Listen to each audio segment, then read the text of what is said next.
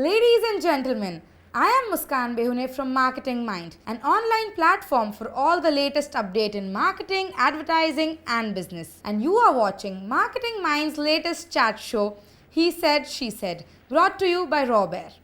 Robert is a one-stop shop for all sorts of accessories and they are making incredible fashion for incredible people. And we together present to you stories of the most fiercest, funniest and most fabulous he's and she's from the world of entrepreneurship. This is probably the only place where you'll find corporates being really candid. So brace yourself for a chat show that's bound to leave you inspired and doubled over with laughter. Let's go.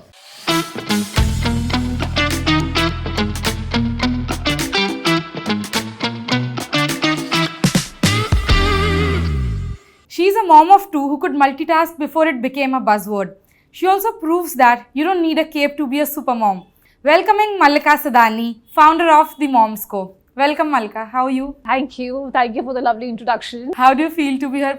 Firstly, thanks for flying all the way to Bombay. But are you excited? How do you feel to be Very here? excited, yeah. I'm looking forward to all the different segments that you have on the show. Lovely. Like just one thing, you don't have to be politically correct in any of your answers.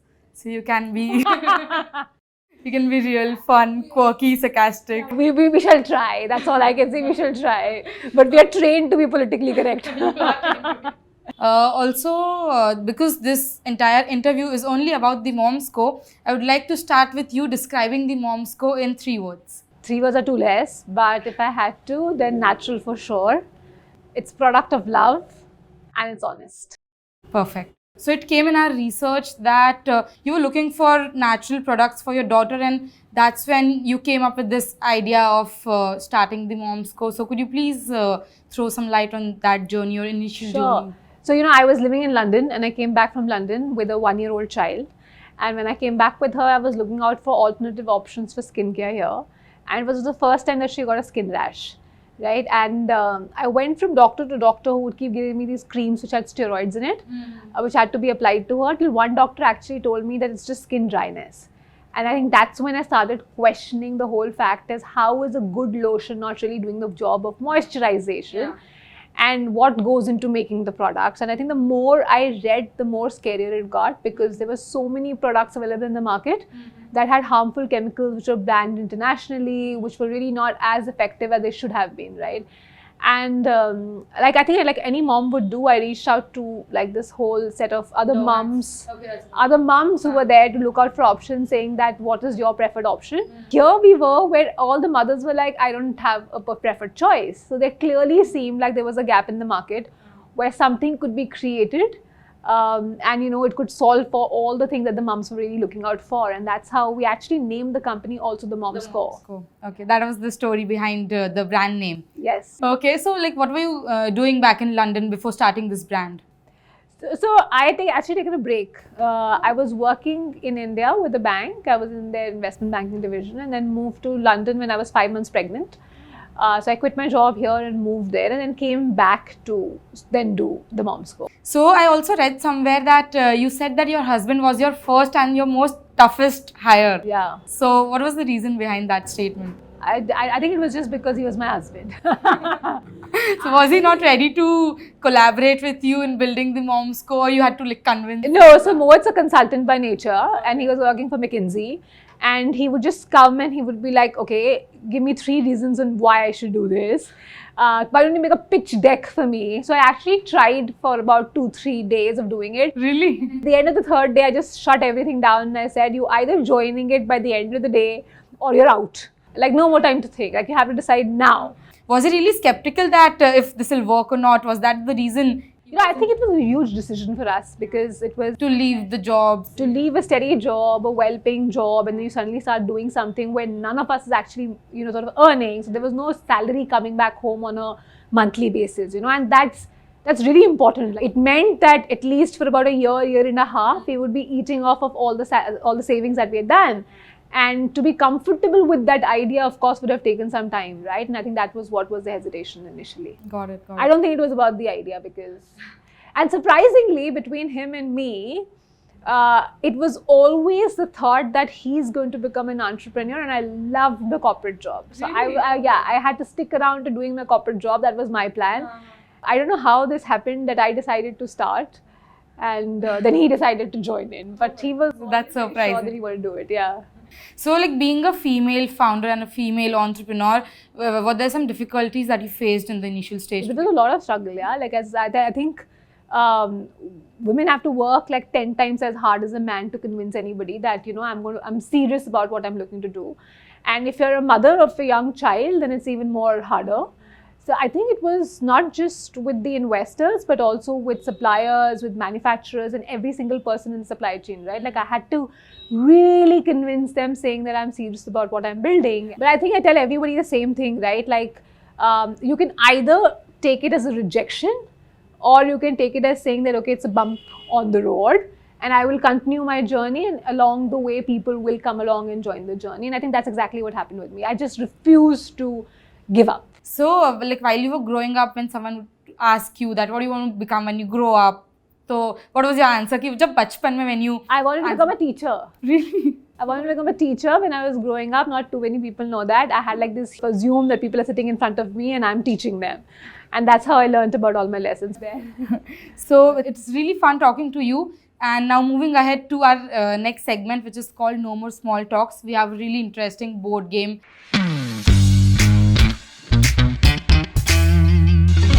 The rules are very simple. You just have to roll the dice, and there are tasks all written all over. Wherever you land, you have to complete that task. Okay? Okay. 3 gumshooters. Here, it won't be movie names. It will be brand names instead of movie names. So, I'll act out a brand name and you have to guess it. Yes. What brand is it? Okay. Start. You can start. U. Long. You're cutting it half. U. Tube. Very simple. Iron. Press. Shaving. Shaving. Razor. It is a razor. It's a raising company. Very old. How will I know that? Not that old. Like a old established brand. Gillette. Good. Finally. 1. 3 steps ahead. 1, 2, 3. Spill the tea. Are you a tea person or a coffee person? I don't drink tea and coffee. What do you drink? I'll spill the beans. Okay. So, what do you look forward to in the coming weeks that not a lot of people know about? I'm moving home. I knew that. But not too many people know that. So I'm moving back home, so I'm looking forward to that. Okay. A secret and a memorable event in the journey of building the Mom's Co.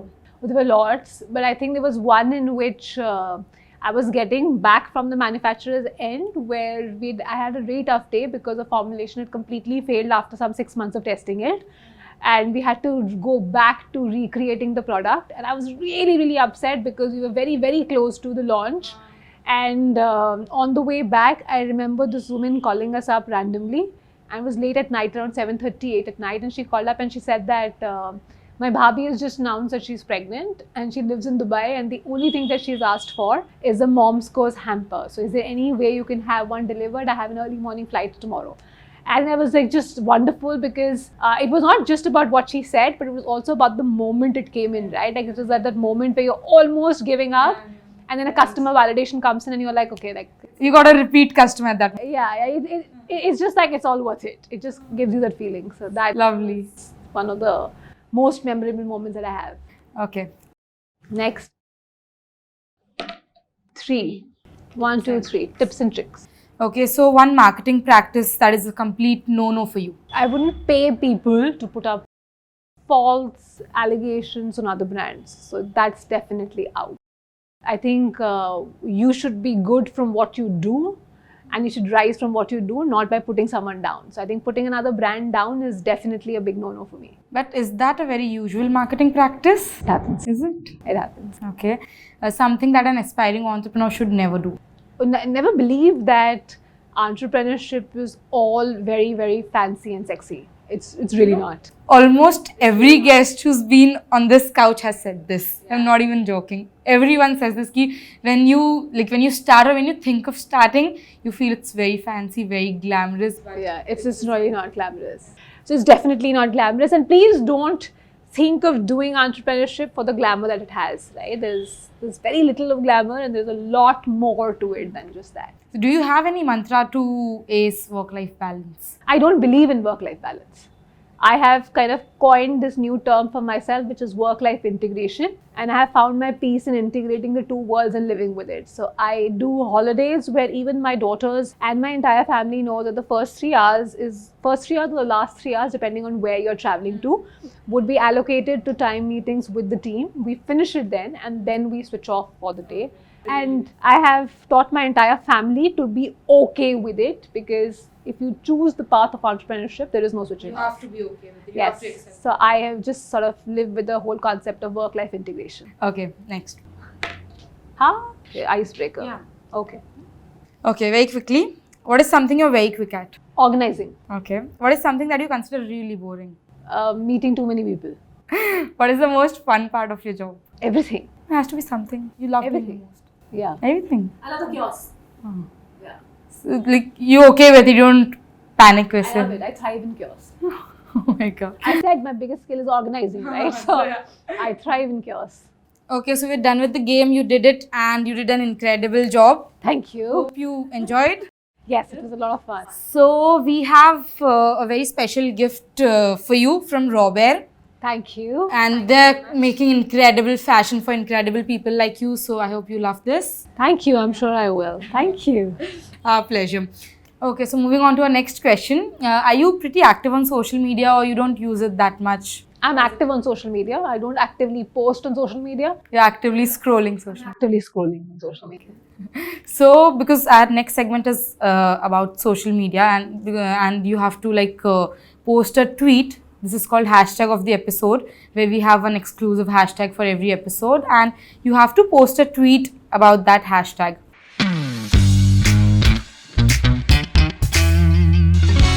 Okay, what is a hashtag? It's if I was the Prime Minister. If I was the Prime Minister. Yeah. You done? You can read it out. If I was the Prime Minister, then I would create more opportunities for the youth to chase their dreams. Oh, interesting. It's a little serious one, but yeah, nice. I would allow people to drink early. When they're 15. Yeah, like you can get married, but you can't drink. That's a little odd. So, yeah. Cool, but I like the previous one. Okay. Okay, so our next segment is called The Internet Doesn't Know, where we ask you questions about you and the brand that are not available on the internet as of now.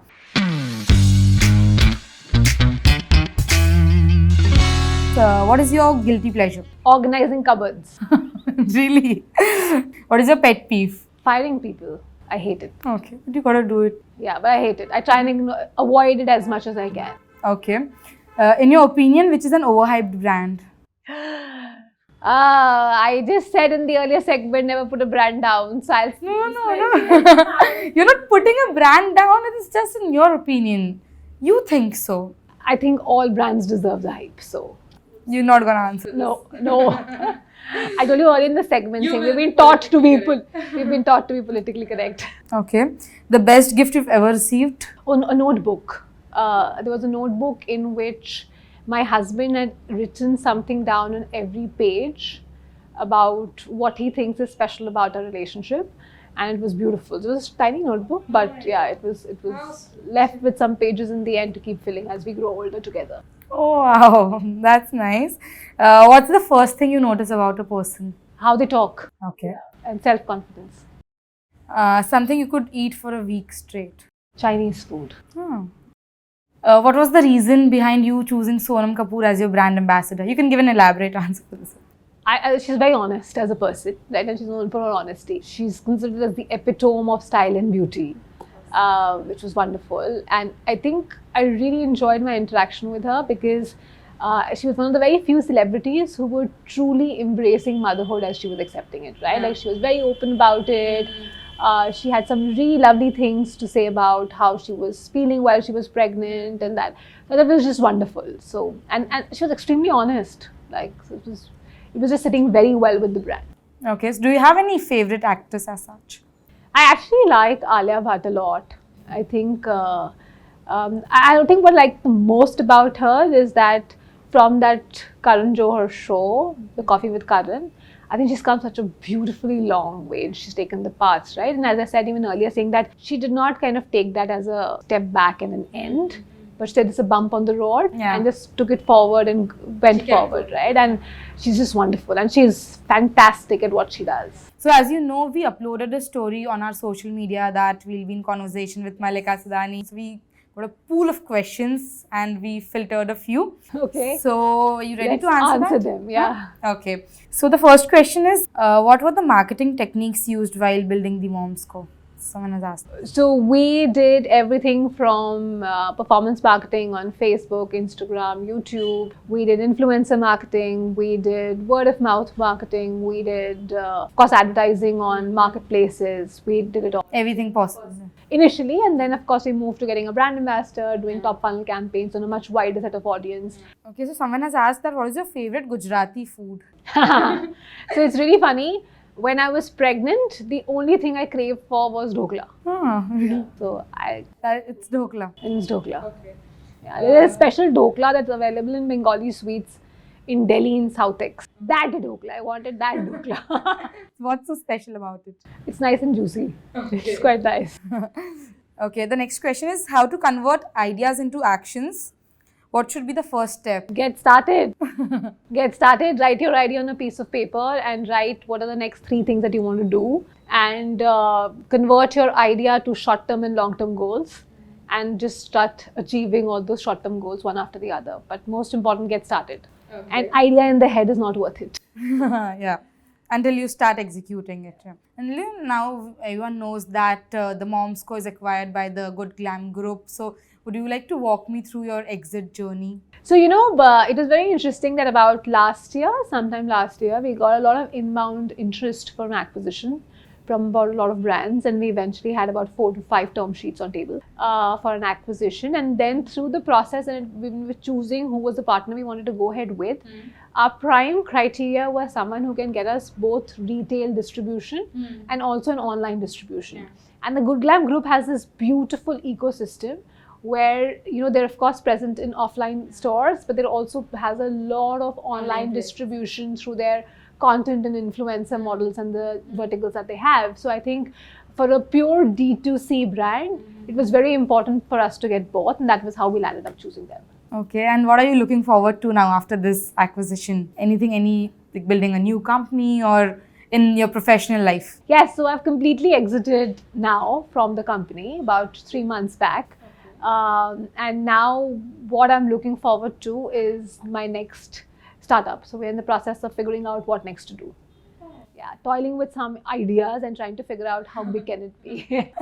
So now, how does a typical day in your life look like after this acquisition? Now you've completely exited. So, right now, of course, you've moved from a space of time where all your calendar was choco-blocked and you had multiple meetings blocked at any given point of time to now having a lot of more free time. Yeah. And now is when I actually have control over my calendar. Earlier, the team did.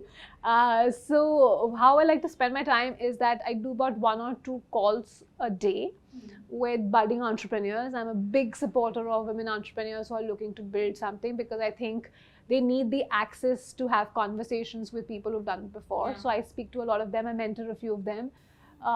So that's where I spend a lot of my time. And I always tell people that, till I get down to doing chapter 2 of my life, as long as I can and as much as I can, I will kind of help someone really succeed and go forward. So if anyone needs your help, how do they reach out to you? Instagram. Okay, that's the only. That's one social media platform that I check daily. Yeah. Okay, nice. So this brings us to our final question. That if you have to give any message to the budding or aspiring entrepreneurs, if there's any life mantra, any advice, what would that be? If you're looking to do entrepreneurship, I think it's a beautiful journey, but do it for the right reasons. Do not do it for the glamour or the fame that it might bring along. Fame may be a byproduct of what you do and it will come after a long way of struggle and hard work. But it's really important that you enjoy the journey. So do something that you're truly passionate about. I always tell people if there's something that's keeping you up at night, maybe it's truly worth losing your sleep over.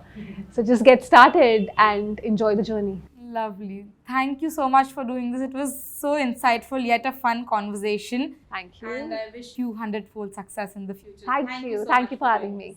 I really hope you loved this conversation, and if you did, please like and share this video and do subscribe to our YouTube channel. Also, don't forget to follow Marketing Mind and Raw Bear on all social media platforms. Do let us know your favorite part about this interview in the comments down below, and I'll see you in the next one. This is me, Muskan Behune, signing off.